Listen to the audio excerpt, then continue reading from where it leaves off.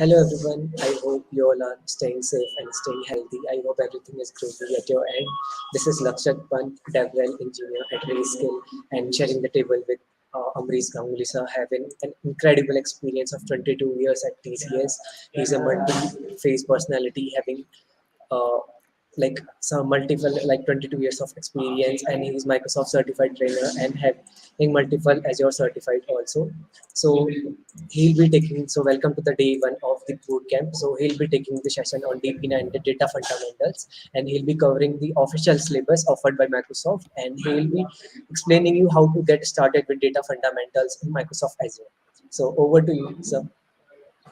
Thank you, Lakshit, for the very generous introduction. So, what I'll do is that I will share the agenda. So, share screen. So, this one entire screen is shared. So, you are able to see my screen. Okay. Yes, sir, it's Okay. visible. Okay. Fantastic. Thank you. Okay. So, what we will do is that this one we will go to 0. Okay, so we will cover the Azure data fundamentals, and what we will do is that we will cover all these topics. So there are 4 modules, and we will take. So today we will do the first and the second module, and then tomorrow we'll go through modules 3 and 4. So, and apart from this, there is Microsoft Learn also. You can also have a look at that, but I think this would be a good starting point for anybody wishing to get started with Azure Data. So the first module is on explore core data concepts, explore roles and responsibilities in the world of data. Though it's an optional lesson, we'll go through that. We'll describe the concepts of relational data, non-relational data, data analytics, and in the second module, we'll have relational data offerings. We'll explore provisioning and deploying relational database offerings in Azure, and we'll query the relational data.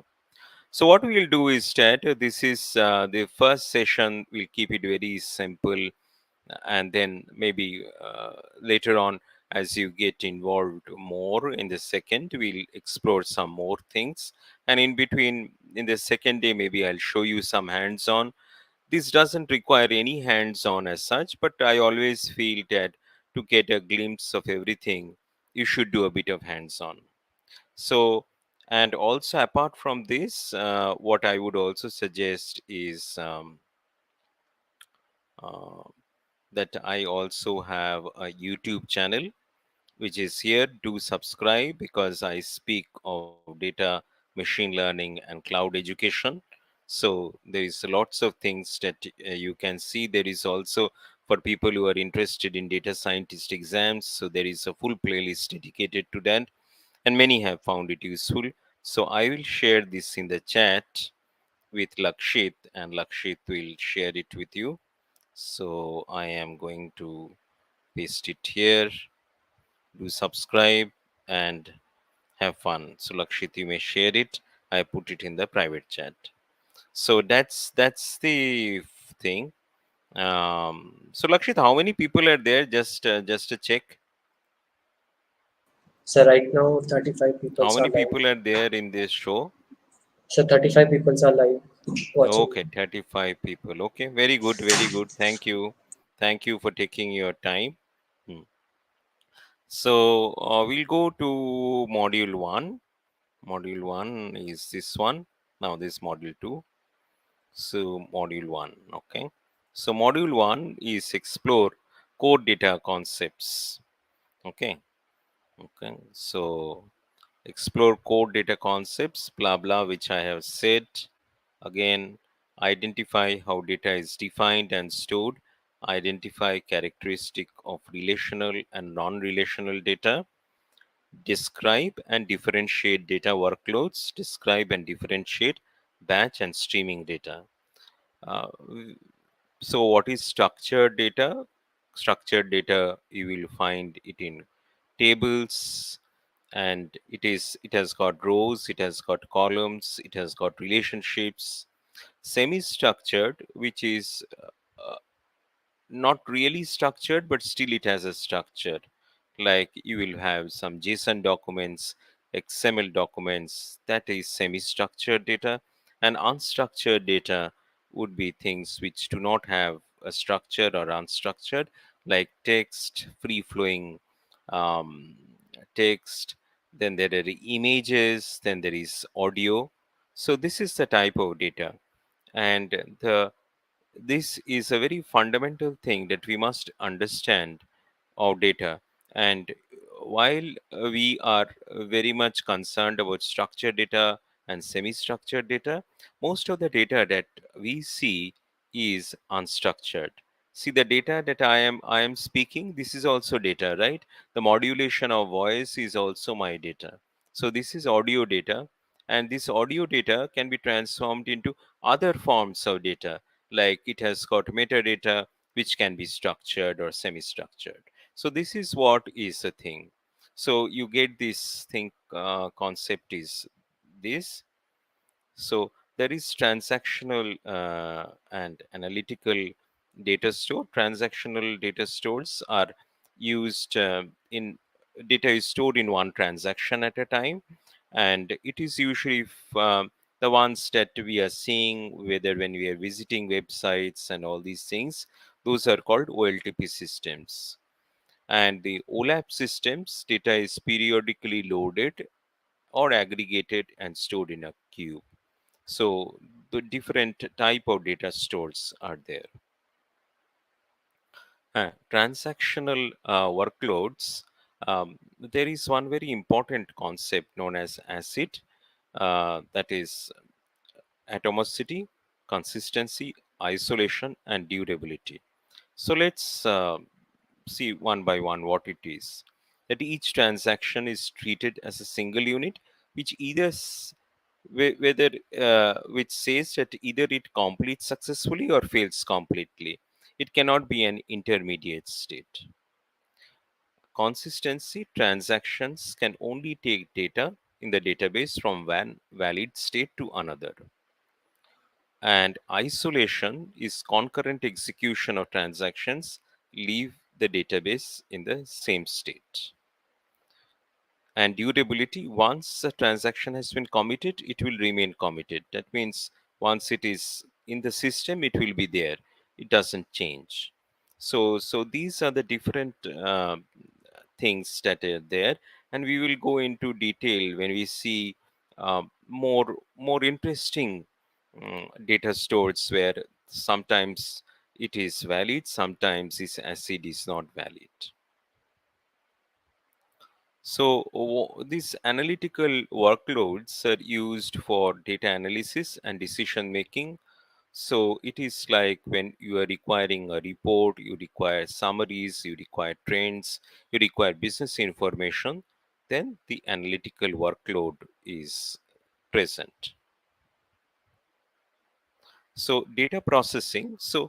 So there is two ways in which you can process the data.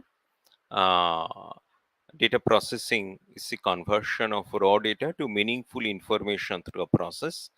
You can do batch processing, where data elements are collected into a group. The whole group is then processed at a future time as a batch. So there is an all input, and there is a daily job, and there is an all output is there. Then there is stream processing. Each new piece of data is processed when it arrives. So this is the data is coming in, and then it is, once the data is coming in, you are processing it immediately as it is arriving. Okay, so let's see uh, how you can so whatever we have done, let's see whether you are able to do this problem. How is data in a relational table organized? So, Lakshit, how can we do this? So there is, oh my God, I'm showing the answers. Okay. Uh, mm, I was thinking that yes. Yes, so data in the relational table, it will be the rows and columns. Yes. So anybody else can also answer maybe the second one. Yes, Second Asif one. is also saying.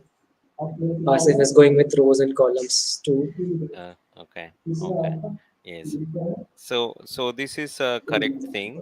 Which of the following is an example of unstructured data? Can anybody answer?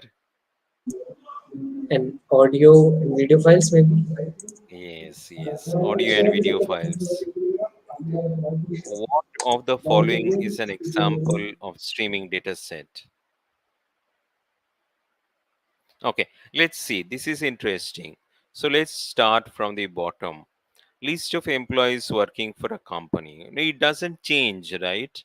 So that's not an example of streaming sales data for the past month. So it is not flowing data, something which is flowing, which is coming in and flowing, and then we have to process. So here the data from sensor feeds is something which is flowing in. So you can process the data as it comes. So this is perhaps the right answer. So data from sensor feeds. So let's discuss that why audio and video files, because the other two is example of structured data, and the audio and video files is unstructured data. So more or less you have covered the first section. Lesson 2: explore roles and responsibilities in the world of data. So, what are the data job roles? Explore common tasks and tools for data job roles. Very interesting session, and this might be useful for somebody who is aspiring for a data role. So, there are different roles in data. So, what are the different roles in data? So, there is something called database administrator, who is responsible for database management, implements data security, backups, user access, monitors performance. So, that is a database administrator. So, we'll have database administrators for databases. So, that's a great role. Then you have database administrators for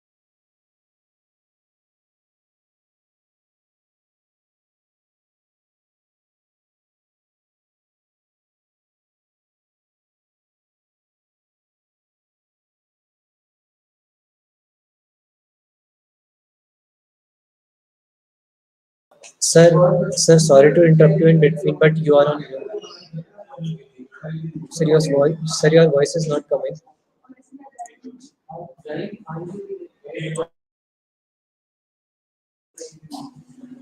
No, sir, Ambrish, we are not able to hear you.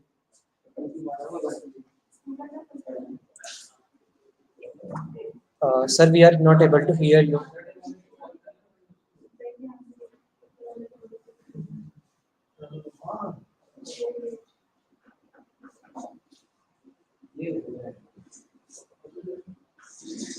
Sir, Ambrish, sir. Just a second, guys, just a second.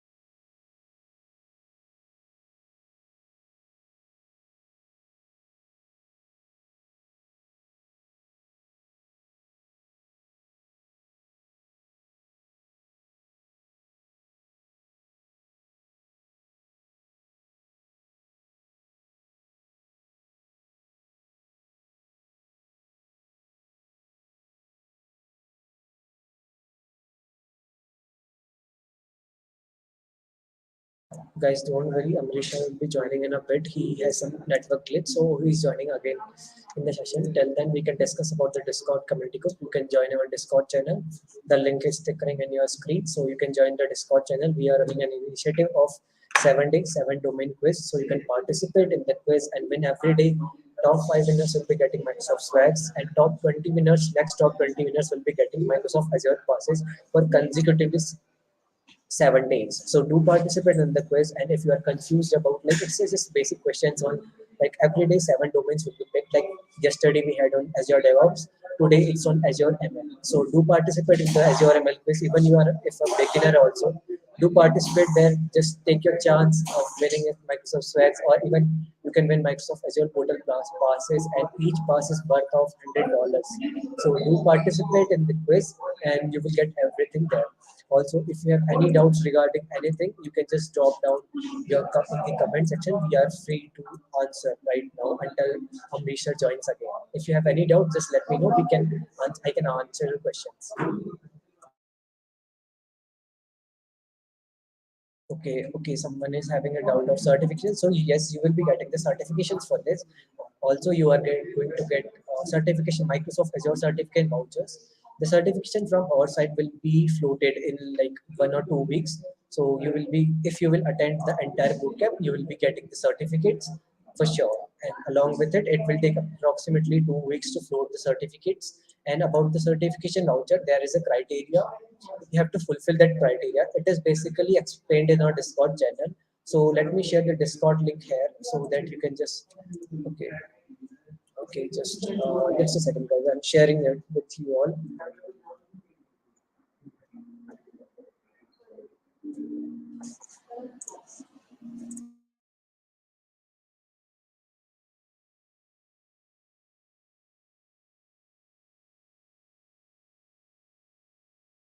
Okay, uh,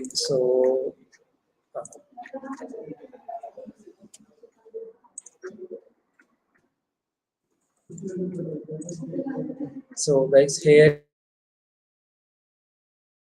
is the Discord server, and you can take a chance to win Microsoft Merchant Deal. Also, you can just upskill yourself. Basically, we have like Amrisha here is here to host this bootcamp to address you all on data fundamentals. Amrish sir is having 22 years of experience in TCS. He's a senior data consultant, and he's having incredible experience. He's multi Microsoft certified trainer. So you can get learnings from these person, how they are doing this, how they are upskilling themselves. Even right now, Amrish sir is also serving to the community. He's giving lots of sessions. He's delivering a continuous videos on YouTube channels, through blogs in Azure Developer Community channel. So if you are interested in writing a blog, then do let us know. You can just put a ticket on the Discord server where you can write some blogs for us. If you want to contribute to the community, you can Yes, contribute in the form of blogs too. So okay, so Amrish sir is there again. So yes, sir, yes. I was telling you about yes, Are sir. you able to Yes, sir. hear me, Lakshit? Yes, sir. We are able. I'm able to hear you. Strange, right? Yes, Some yes, sir, I'm able. strange. It got somehow. Yes, sir. Screen is also visible. The screen is also visible. Okay, okay, very good. Yes, sir. So, which one we were talking of? This guy. Okay, okay. So this is we were in module one, and we were discussing About job roles, sir. job roles. About job Okay. roles. So this is a database administrator. Hmm. So database administrator, what are the common tools? Which is a data studio. There is a SQL Server Management Studio, Azure portal. So these are the things that people would be using. Okay, we'll see this maybe in the later session, or if we have some time today, we'll see all of these things. So data engineering, they use the Synapse Studio, SQL Server Management Studio, Azure portal, and the Synapse Studio has the Data Factory, the SQL pool, the Spark pool, and the SQL Server Management Studio is for managing the SQL Server, and then there is the Azure portal. Data analyst is mostly the Power BI desktop, the Power BI portal, or the Power BI service, and the Power BI report builder.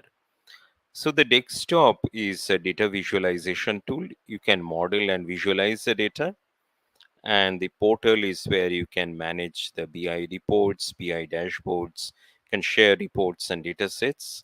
And the report builder is for data visualization tool for paginated reports, and you can model and visualize paginated reports. So this one. So which one of the following tasks is the role of database administrator? Anybody? So backing up and restoring databases, maybe. Yes, yes, that is correct. That is correct.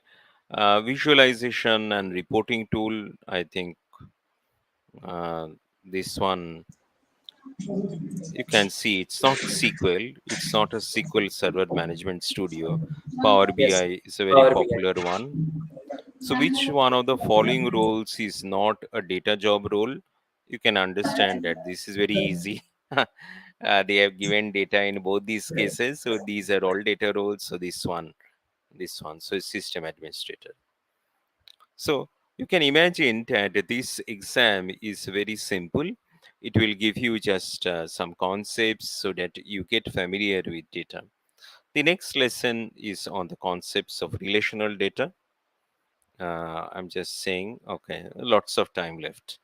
Uh, what is the characteristic of relational data? What is a table? What is an index? What is a view? What is a relational data workload service in Azure?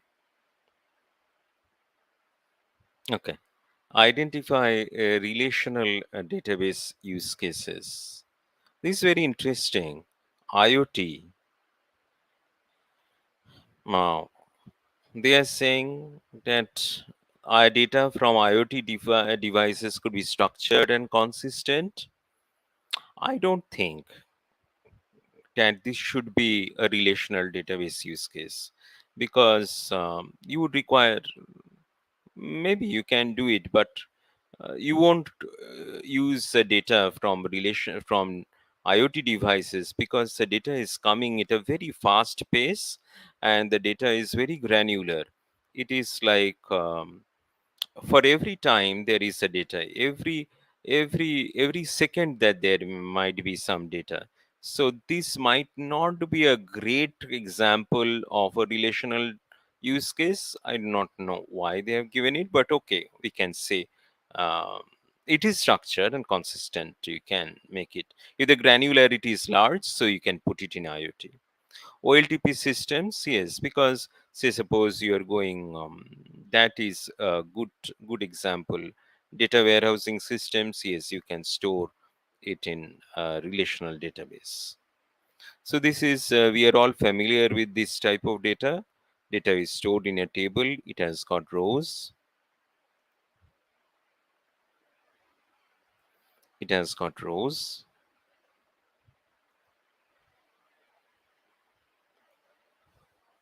It has got rows and it has got columns also.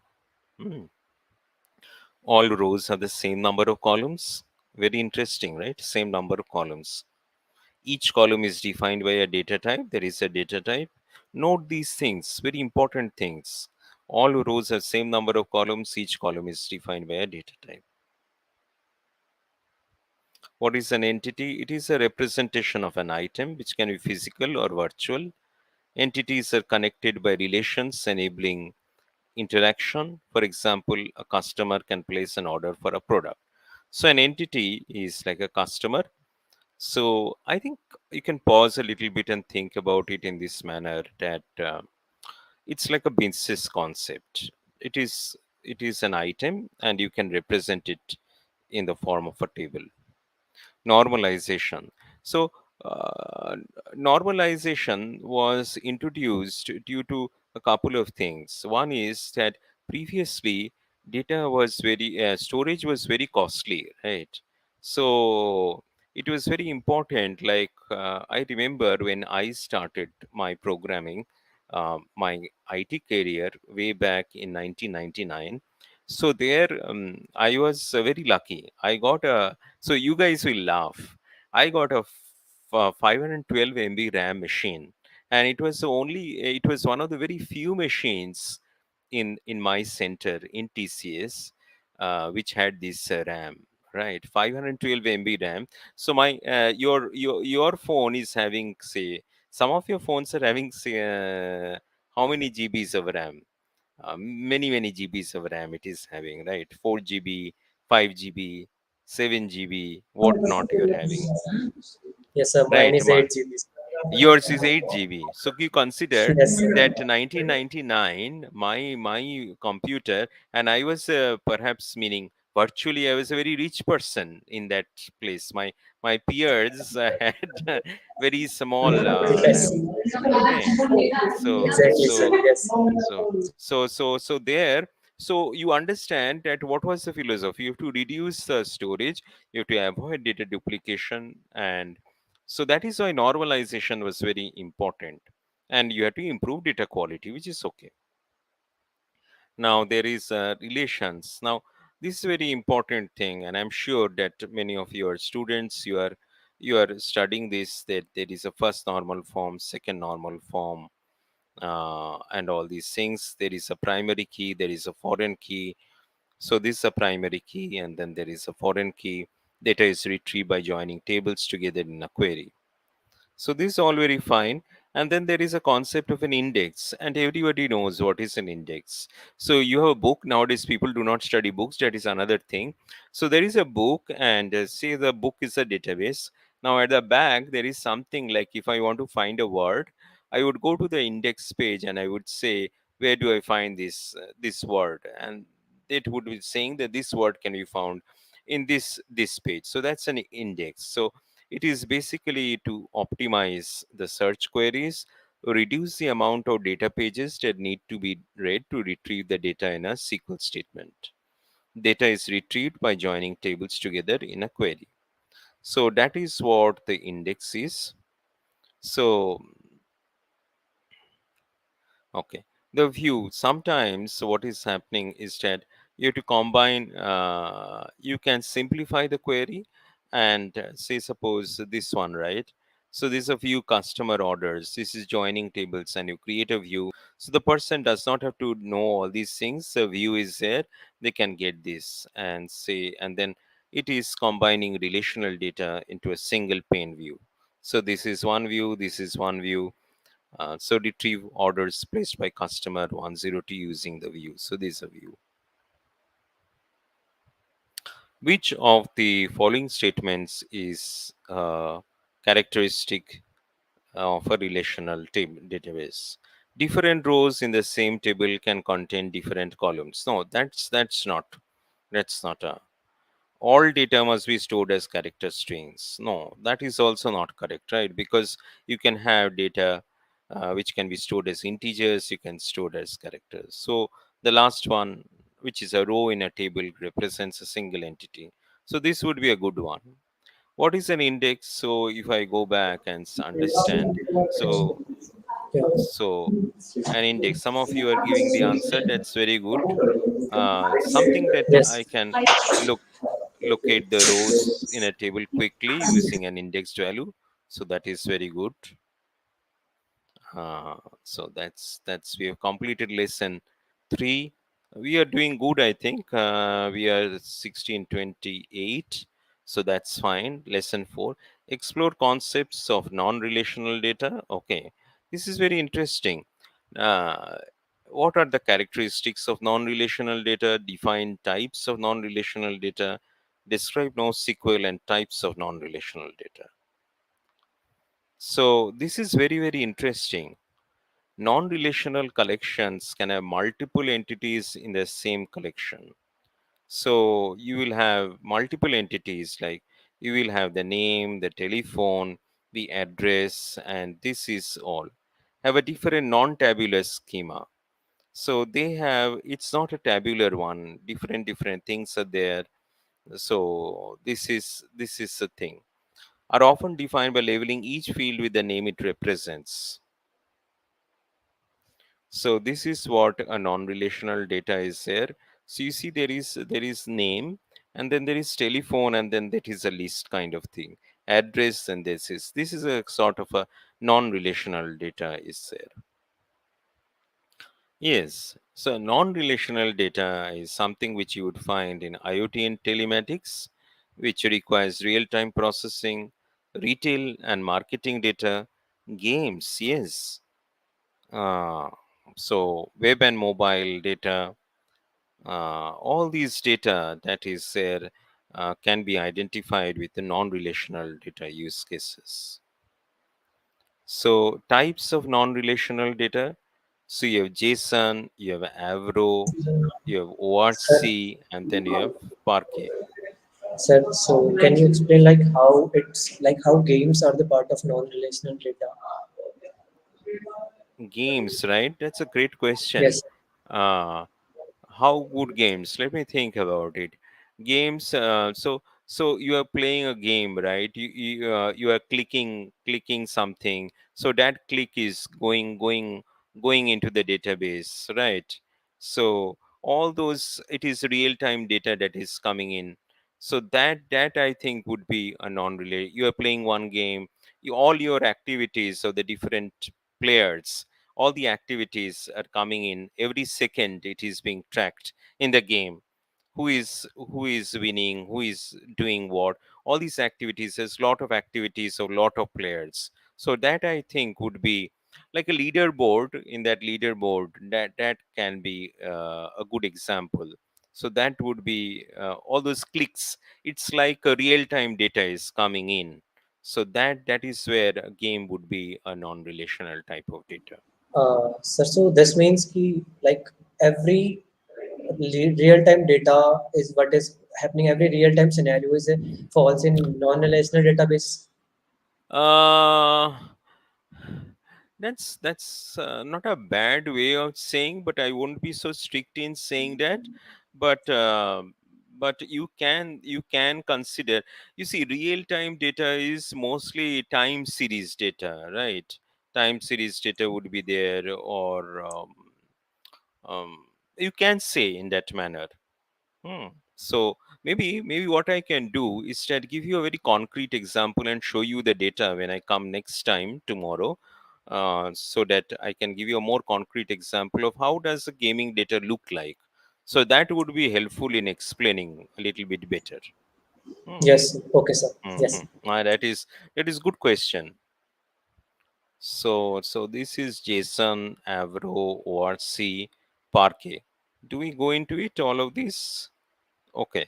So let me see if it is not there. We'll explain what is a JSON. Uh, uh, so the unstructured data does not contain fields, often used to extract data, organization or categorize or identify structures. Um, it is used with machine learning or cognitive service capabilities to extract data using text analysis, sentiment analysis, and vision API. So that's a great. This is a great thing, If you think about it, pause for it for some time. You see, some text data is there. So how will I get? What is the? How will I get some insight into it? So it is not running a SQL query I can do. It is some different types of things I have to do. So there I have to do some text analytics. So for image data, can I write a SQL on image data? No, I cannot do it. So it has got to be some different kind of analysis that I have to do. So that analysis is done by some other technique, and Microsoft has given some cognitive APIs for that. And also, if you do not use Microsoft, there is some different subject called machine learning and deep learning where you can use to extract this data. So it's a different way of thinking. And one thing that I want you to think about it is today. So just think about it today. Audio data. Is it what kind of data it is? Is it structured data, unstructured data? You don't have to give the answer. You just take it back, think over it, because this exam is a very easy exam, but it prepares you the thinking of data, right? I just want to think about it. So audio data is what type? Is it structured data? It is unstructured data? Okay. And can I transform this audio data into an image? So the sound, can it be transformed into an image? If you are all students, you are reading about various things, right? So think about it. Can I transform the audio data into an image data? So think about this.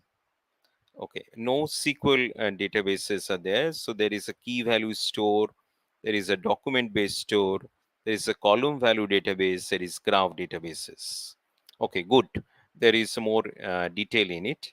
So, what is a graph database?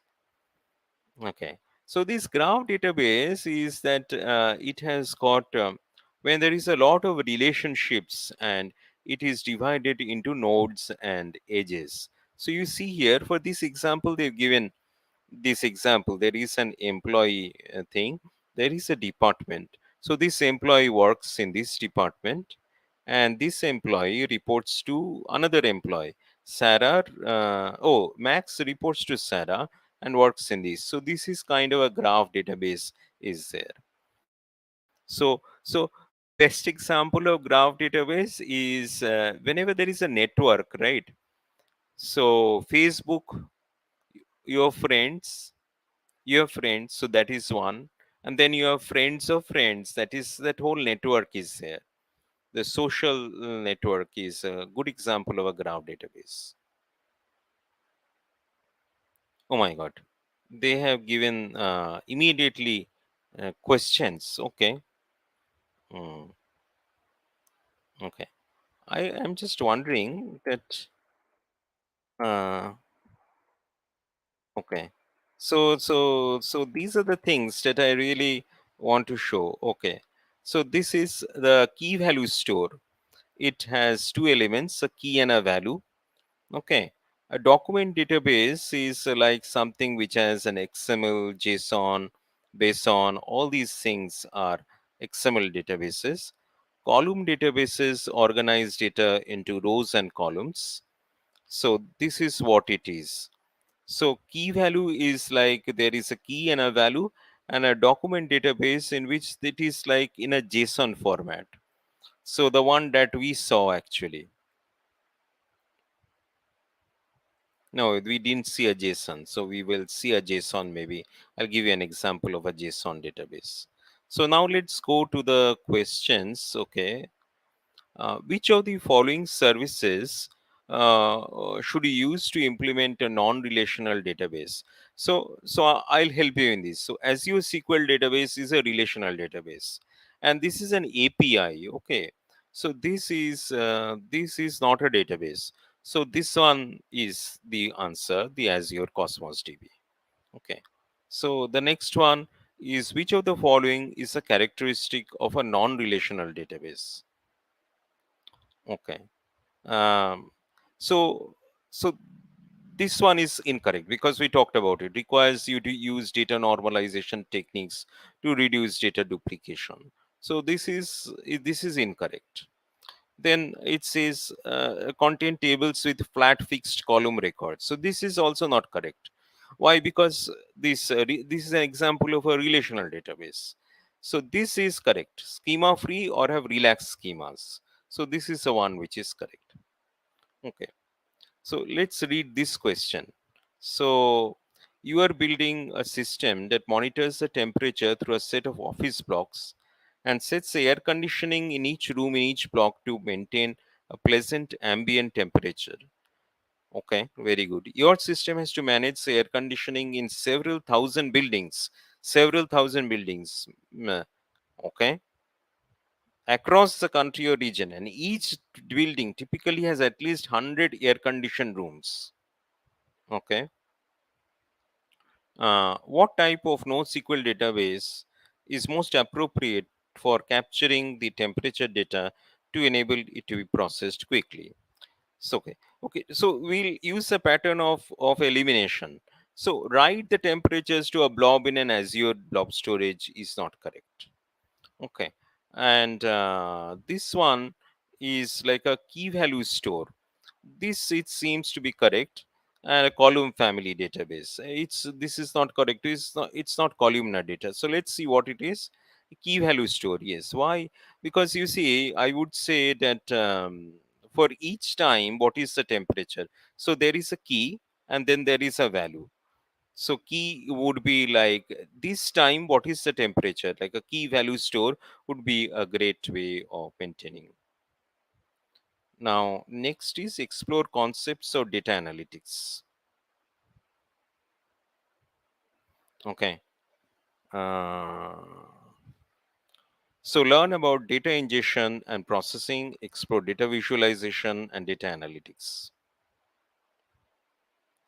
So this one, where are we? This is, oh, we are still in. So we'll have to speed up a little bit. Okay. Uh, Never mind. If we do not complete in 1 hour, we'll take tomorrow and we'll do it a little bit more time. So Lakshit, maybe tomorrow we'll do it a little bit more time. Okay. So from we'll start from 4 and maybe we'll take some more time till maybe 5:30 maybe. Hmm. So Sure, sir. this Sure, sir. so today let's keep it simple. Let's not rush. So data journey. See, first is data ingestion. Hmm.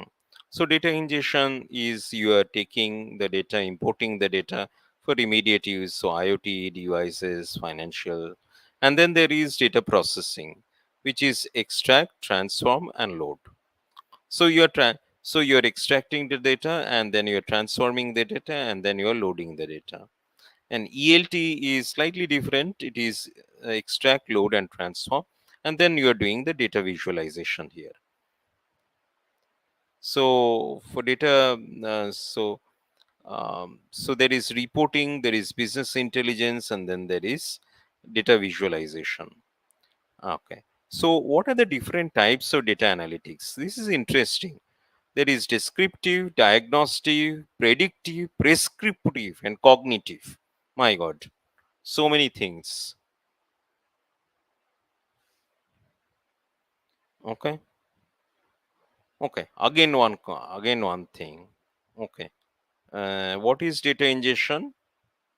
The process of transforming raw data into raw models. No, this is not correct.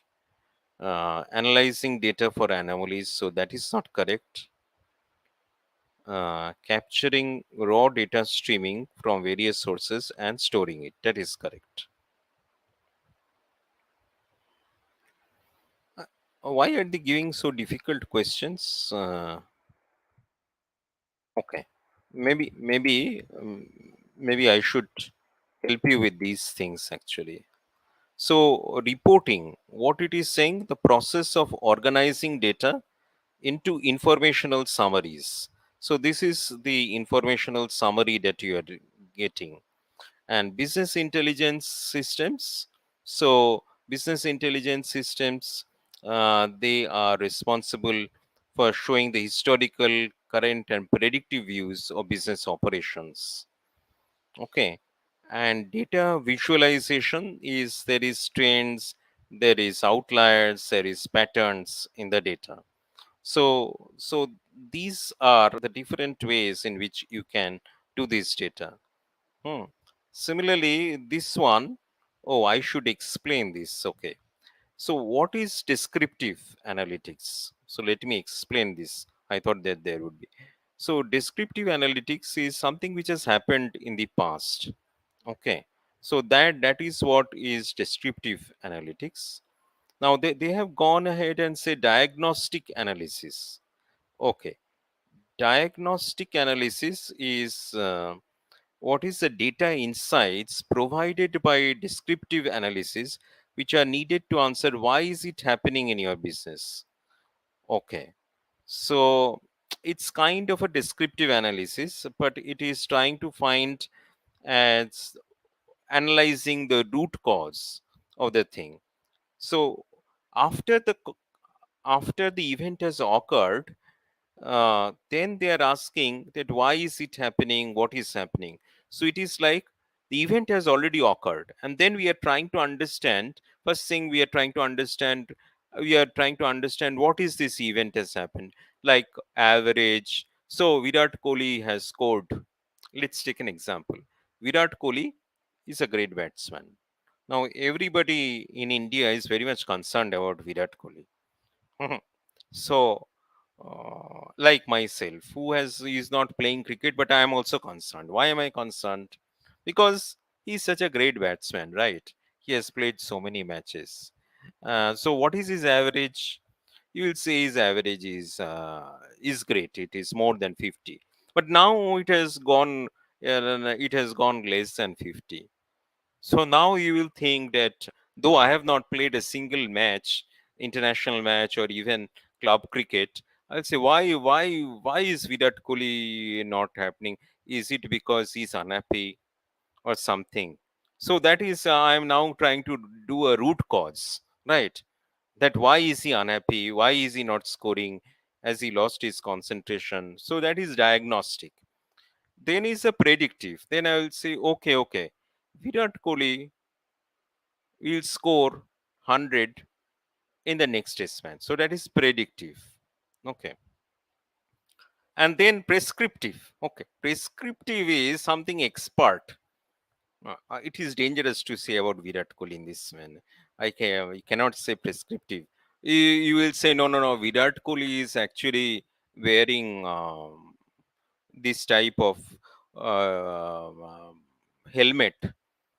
Maybe that is why it is not helping him. Or, like you remember that guy who told Sachin Tendulkar that he should wear something arm guard or something so that he can score well.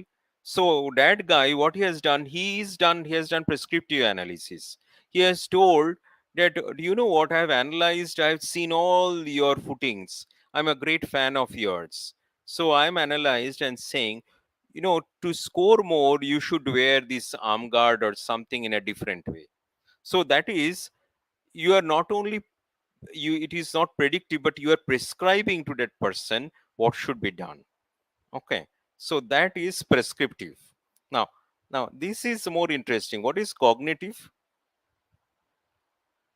Okay, cognitive. Okay, cognitive is artificial intelligence, machine learning, deep learning is cognitive. Okay. So this is cognitive. So when you are applying machine learning, deep learning to it, it is called cognitive.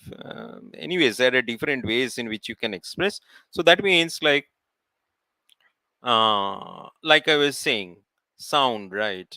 So you have sounds, different kinds of sound. If you are a fan of, say, birds, you hear this bird sound, you will say this bird, after hearing the sound, so this is like a parrot, this is like a crow, the program will tell you.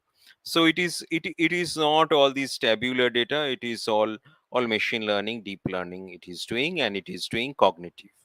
So basically, this question might come. So they will give you a scenario, and they will ask you that whether it is descriptive, diagnostic, predictive, prescriptive, and cognitive. So be very careful when you are saying that all these things, machine learning, deep learning, unstructured data like text, it is cognitive. Prescriptive is like something that you are prescribing that this should happen so that they can improve their work. And predictive is something in the future.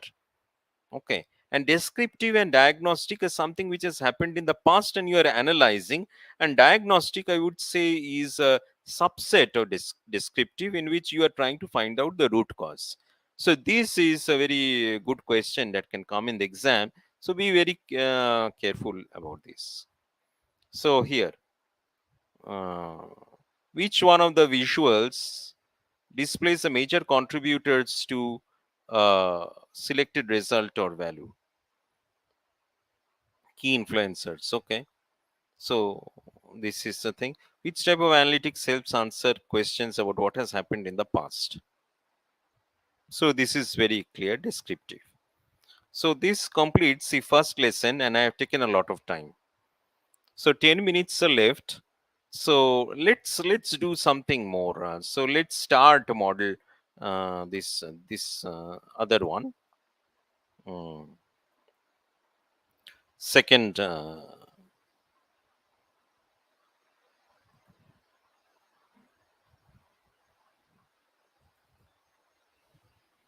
is anybody messaging me? No.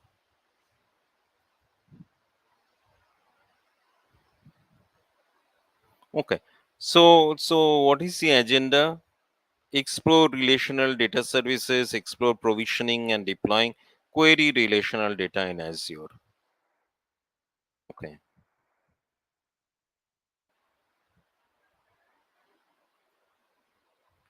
So, what are Azure Data Services?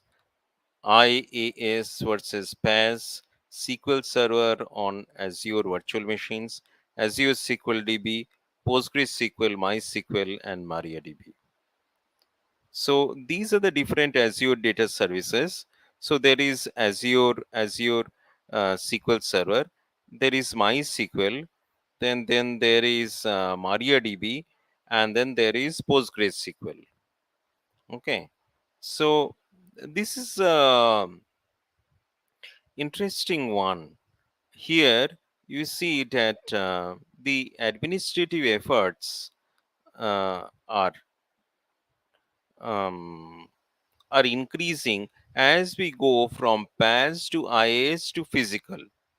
Okay. So, and the capital expenditure and the day to day control. So, the administrative effort is very less for PaaS when you are using Azure SQL or virtualized databases. But when you move to infrastructure as a service, so that is IaaS, in which you are doing SQL Server in Azure VMs. So, you are putting the SQL Server in Azure VMs. That means your administrative effort is increasing. And the last one is that you're putting SQL Server on premises. So this slide is a very important slide in which you will understand all these things. So SQL Server on Azure. So there is this part, SQL Server on Azure virtual machines is there. Then there is Azure SQL managed instance. Then there is Azure SQL database. This is infrastructure as a service. This is platform as a service, Azure SQL managed instance and Azure SQL database. Let me see if I have more. Okay, very good. So this goes into detail of what is SQL Server on Azure virtual machines.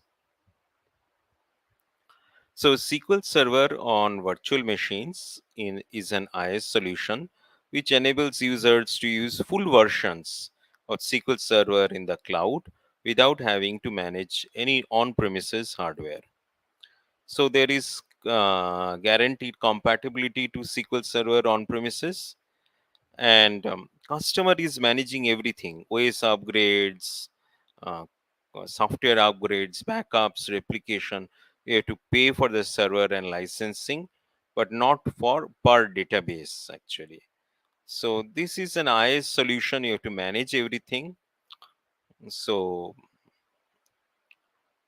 this is Azure SQL database as a PaaS offering, and where users create a managed database server in the cloud and deploy databases on the server, which is a low cost option with minimal administration, which is best for new cloud projects with flexible application design. And it supports systems with variable loads. You can scale up and down quickly without restarting. So if you see here, you can create and run a database server in the cloud and access a database through the server. And then there is a concept of an elastic pool where multiple databases share the same resources such as memory, storage, and processing power. Okay. So Azure SQL managed instance. Azure SQL managed instance allows you to pre-provision compute resources and deploy individual managed instances up to your pre-provisioned compute level. Here, the most important thing is that there is automatic backup, software patching, database monitoring, and other administrative tasks. It is a PaaS service, and here there is that is near 100% compatibility with on-premises SQL Server. So this is quite good if you are just trying to do a maybe slight modification for lift and shift from an on-premise to here. That would be good. One SQL Server instance, multiple databases, and multiple instances share the same resources. So this is a SQL managed instance, and then there is this Azure SQL database. This is a single database. It is serverless compute. Okay, and there is an elastic pool which is there, and issue sharing between multiple databases, and this is fully managed service. So, so if you are starting brand new, I would say go in for an Azure SQL database, not for the Azure SQL managed instance. So here, if you see, it enables cost efficient migration. So this is mostly if you are doing in for a migration kind of thing. If you don't want an IaaS, but you want something managed PaaS, you want a PaaS, but you want to make it very cost efficient, then this might be a good option. But if you are building brand new, this is the one. The Azure SQL database is one, and then there is resource sharing between multiple databases to price optimize. So this is the best thing that you can get. So, and then there is Azure database for PostgreSQL. So this is like I want to use PostgreSQL, and so you can use the Azure database for PostgreSQL. Then there is MySQL, and then there is MariaDB implementation is also there. So it's fully managed community database and built-in high availability for lowest TCO, total cost of ownership, intelligent performance and scale, industry-leading security and compliance, integration with Azure ecosystem. So these are the benefits. So what we will do is that we'll finish this by taking this quiz. Um, which deployment requires fewest changes when migrating an existing SQL Server on-premises solution? Okay, which one is this? Uh, so it is not the Azure SQL database, right? But which one would be right? Azure SQL managed instance or SQL Server running on a virtual machine? So this one, this is like there is no change. Like you are doing a lift and shift of it, but this is not a great thing to do. Which of the following statements is true about SQL Server running on a virtual machine? Okay, you must install and maintain the software for the database management system yourself, but backups are automated. No, that is not correct, because nothing is automated. When you are running on a virtual machine, you have to do on your own. Software installation and maintenance are automated. No, it is not automated. Nothing is automated. Yes, so last option, you are responsible for all the software installation and maintenance and performing backups. Yes, I am responsible. So this is correct. Which of the following statement is true about Azure SQL database? Scaling up doesn't affect until you restart the database. No, that is not correct, because this is a platform as a service. The platform is helpful in taking up. Scaling out doesn't take effect until you restart the database. No, that is also not correct. Scaling up or out will take effect without restarting the SQL database. Yes, that is correct, because that's a capability of PaaS, platform as a service. The platform is helping you to do it, and that is why they are charging money for that. So this is correct. Oh, the more questions are there. When using Azure SQL managed instance, what is the simplest way to implement backups? Manual configuration of the SQL Server? No. Create a scheduled task to backup? No. Backups are automatically handled. So that is correct. What is the best way to transfer the data in a PostgreSQL database running on premises into a database running Azure database for PostgreSQL? Okay, this is a difficult one actually. And so export the data and import it manually into the database running in Azure. So this is not correct, because there are some techniques known as the Azure Database Migration Service which can help you. So the second one is also not correct. This is the correct option. Okay. So here what I will do is that for today we had um, covered quite a bit and we have gone a bit slow. Next day, Lakshit, what I will do is that I'll stop sharing. Uh, Next day, what I will do is that, Lakshit, is that we will have a longer session. Okay. Okay, sir. Uh, Yes.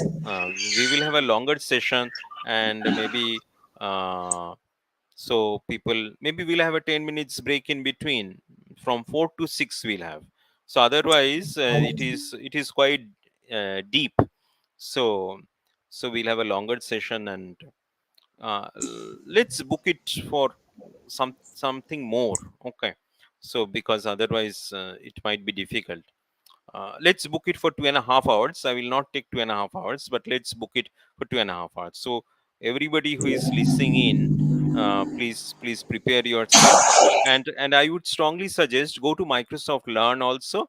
You will find the similar material is there, and do the exercises also. But I will walk you through all these things. Hmm. Okay. How many people are there, Lakshit, right now? So right now, 30 people are listening to you, and also there are too few questions in the comment section. Okay, So I okay. would like you to address them. So it's on the screen. Like, Yes, should yes. not any video game be unstructured data in the same logic as video files are unstructured? Oh, should the video game be unstructured data in the same logic? Video files, video files are unstructured, but video game data, when we say that video game data, the stats which are coming in, that I would say is, I would say, semi-structured data, because we are considering. So there are two things. Video files are unstructured because those are video files, but video game data, that is a stats which is like a semi structured thing. Okay. So one more question we have. So how is Azure SQL DB is different from Azure SQL Data Warehouse? Okay. So Azure SQL DB is meant for the relational OLTP systems, and Azure SQL Data Warehouse, which we will see, is meant for OLAP systems. The architecture is completely different. We'll If it is not in the DP 900, that's fine. What we will do is that I'll explain to you. So the design is completely different. It will have a master node. It will have some child nodes. It will have a different architecture. Data warehouses have different architectures. It is meant for different things. It is meant for long running queries. OLTP systems is heavy writes, so that it is used for transaction processing.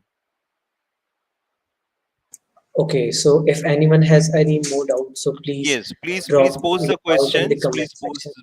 post the questions. I will answer them as they come in. But very good questions. Thank you for listening in.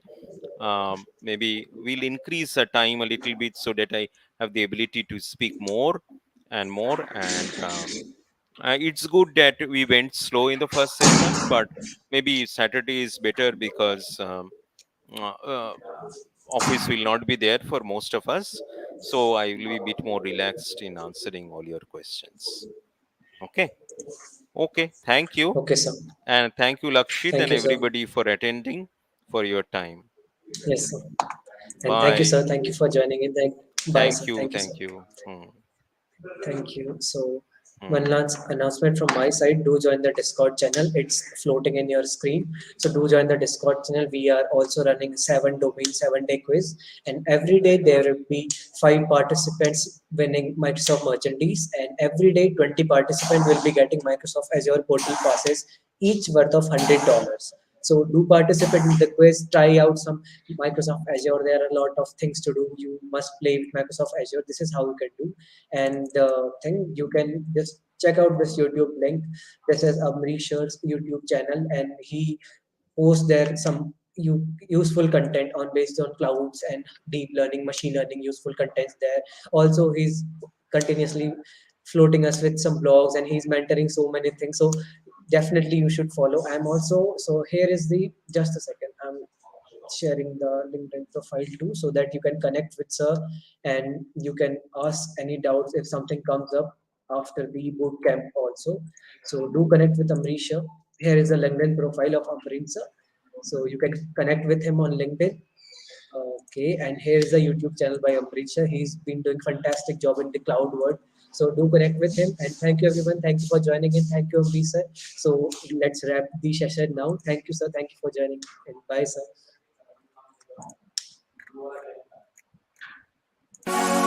Very good.